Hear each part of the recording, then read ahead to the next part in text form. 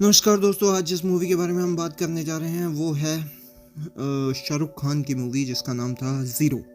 और ये मूवी मुझे कोई ख़ास अच्छी नहीं लगी थी, बट फिर भी चलिए इसकी स्टोरी बता देते हैं। आप देखनी हो तो देख लें, ना देखनी हो तो कोई बात नहीं। ऐसा कुछ नहीं है कि अगर ये नहीं देखोगे तो दुनिया से पीछे छूट जाओगे।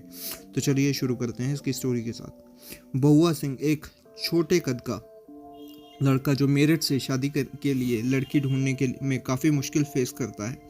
कई मैट्रिमोनियल एजेंसीज टाइप करने के बाद भी उसको ज़्यादा सक्सेस नहीं मिलती, लेकिन फाइनली उसकी मुलाकात होती है आफिया यूसुफ ज़ाई भिंडर से, जो NSAR साइंटिस्ट है, जो नासा के का एक फिक्शनल वर्जन है और जिसे सेरिब्रल पैल्सी है। धीरे धीरे दोनों एक दूसरे के प्यार में पढ़ने लगते हैं, लेकिन 5 महीने बाद बउआ उसे छोड़ देता है। कुछ वक्त बाद आफिया उसे ढूंढते हुए वापस आती है और बउआ के माँ बाप उनकी शादी फिक्स कर देते हैं। शादी के बाद बउआ का दोस्त गुड्डू उसे बताता है कि उसका डांस कंपटीशन के लिए नाम शॉर्टलिस्ट किया गया है, जहां विनर को बॉलीवुड एक्ट्रेस बबीता कुमारी से मिलने का मौका दिया जाएगा। बउआ को, जो बबीता से मिलना चाहता है, आसिफा से आर्गू करने लगता है और शादी से भाग जाता है। इसे सब लोग, स्पेशली आफिया, दिल से टूट जाते हैं। बउआ कंपटीशन जीत जाता है और पार्टी में बबीता से मिलता है, जहां और भी बॉलीवुड स्टार्स हैं। बबीता उसकी एक स्पेशल एबिलिटी देखकर, लोगों को देखकर उसके मन की बात को समझ जाता है, उसे अपने असिस्टेंट बना लेती है। बउआ बबीता के लिए साथ फिल्म शूट और अवार्ड्स फंक्शंस पे जाने लगता है और उसकी हेल्प करने है उसे एक्स बॉयफ्रेंड आदित्य कपूर के साथ पैचअप करने में, जो पहले उसे चीट कर चुका था।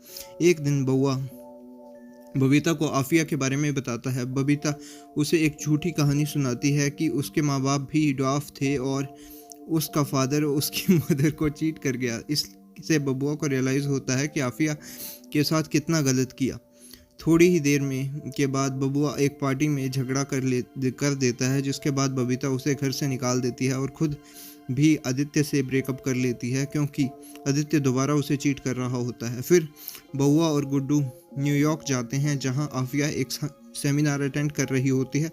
बउआ उस सेमिनार को क्रैश करता है, लेकिन आफिया उसे मिलने से मना कर देती है। तब आफिया के फादर बउआ को बताते हैं कि आफिया उसके बच्चे के साथ प्रेग्नेंट है, इसी लिए वो चाहती थी कि बउआ उसे शादी करे।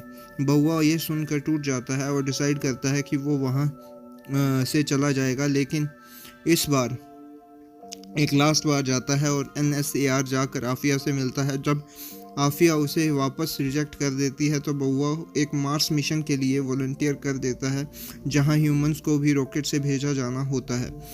बहुत ही मुश्किल ट्रेनिंग के बाद एक एप्लीकेंट की मदद से बउआ सेलेक्ट हो जाता है, लेकिन गुड्डू उसकी आंखों की कमज़ोरी की वजह से उसे रिजेक्ट हो जाता है।